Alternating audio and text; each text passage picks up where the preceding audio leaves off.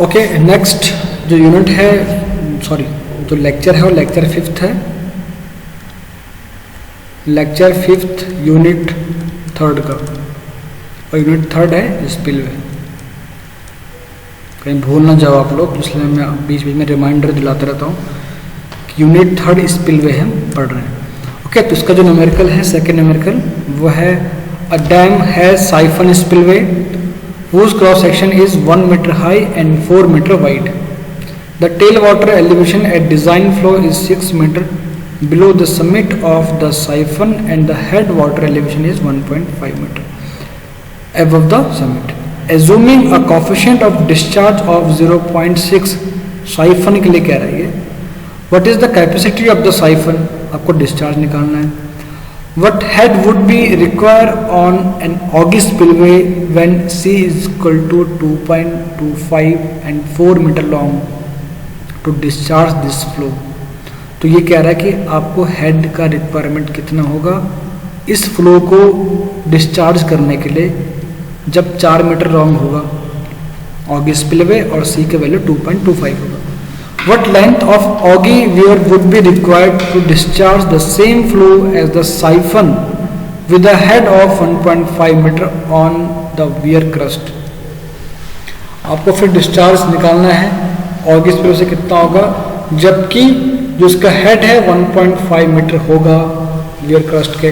तो आपको ये मालूम होना चाहिए कि जो डिस्चार्ज कैलकुलेट करने का फॉर्मूला हमने अभी तक पढ़ा है वो सिर्फ ऑगी स्पिलवे का था, और साइफन के लिए जो डिस्चार्ज का फॉर्मूला है वो है Q equal to C into A under root 2GH।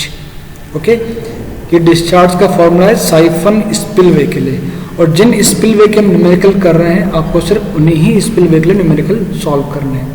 बाकी स्पिलवे हमने भले ही पढ़े थे, हम उनके बारे में हमने डिस्कस किया था, बट जो मेन स्पिलवे है वो है Oggy spillway and siphon spillway, तो उनके ही हम न्यूमेरिकल सॉल्व इसलिए ही कर रहे हैं। ओके, यहाँ पे लिखा हुआ है, सॉल्व करेंगे इसको for the siphon spillway. Net operative head, जो नेट ऑपरेटिव हेड होगा वो 6 + 1.5 टोटल होगा 7.5 मीटर। ओके, 1.5 वाटर एलिवेशन था, 6.5 टोटल उसका हेड था, टोटल हाइट, तो 7.5 हो गया। तो C इंटू A, C की वैल्यू 0.6, यहाँ पे देखो A यानी कि area 1 × 4 under root 2GH, H की वैल्यू ये आ गई यहाँ पे, तो टोटल आ गया 229.1 cumec. For the ogee spillway 4 metre long, हमने इसका फॉर्मूला पढ़ रखा है, Q equal to C into L into H की पावर 3/2। तो H निकालेंगे पहले, H कैसे आएगा, क्योंकि हमारे पास तो यहाँ पे ये L की वैल्यू है, तो आपको H निकालना है। तो H कैसे आएगा, 29.1, तो ये हो गया डिस्चार्ज। ओके, जो Q आया है, क्योंकि आपको इसी डिस्चार्ज के लिए निकालना है उसकी हाइट, और 2.25 आ गया है C की वैल्यू, 4 है H की वैल्यू, तो आ गया 2.19 मीटर। तो स्मॉल h की जो वैल्यू आई है, हेड जो हाइट आई 2.19। For the ogee spillway with the height equal to 1.5, जो इसका नेक्स्ट इसने पूछा था, इसने पूछा कि डिस्चार्ज कितना होगा, तो डिस्चार्ज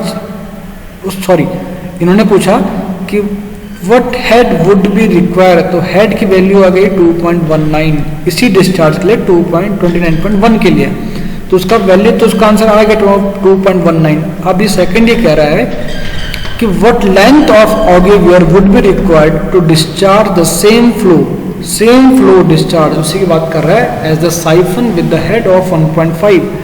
अब ये लेंथ की बात कर रहे हैं, कितना लेंथ का रिक्वायरमेंट होगा अगर मैं हेड 1.5 रखूं और डिस्चार्ज भी सेम रहे, तो L equal to Q/C into H की पावर 3/2 ये बन जाएगा, जो आपको L की वैल्यू कैलकुलेट करनी होगी।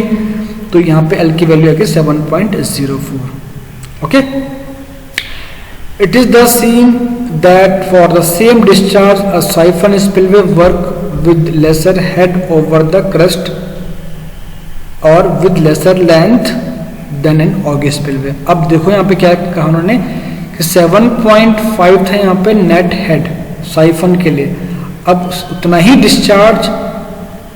डिस्चार्ज यहाँ पे हेड इतना रखने पे भी डिस्चार्ज उतना ही आएगा, बट आपको लेंथ इतनी रखनी पड़ेगी फिर।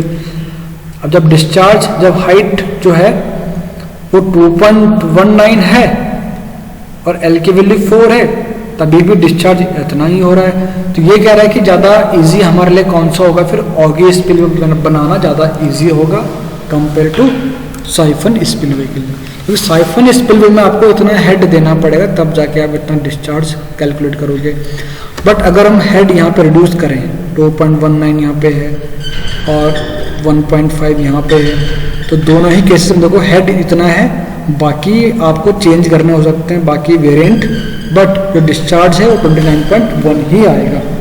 ओके, तो इस तरह के क्वेश्चन पूछे जा सकते हैं। तो आपने यही सॉल्व कर लिया है, ये वाला क्वेश्चन भी आपको समझ में आ गया है। साइफन के लिए पूछा था, उसका डिस्चार्ज दिया था, आपने डिस्चार्ज कैलकुलेट किया, फिर कुछ चेंजेस करके उन्होंने कहा कि इतना ही डिस्चार्ज आपको ऑगी स्पिलवे के लिए डिज़ाइन करना है, बाकी कि उसका हाइट कितना होगा, उसका हेड कितना होगा, उसका लेंथ कितना होगा, तो आपने कैलकुलेट करके दिखा दिया।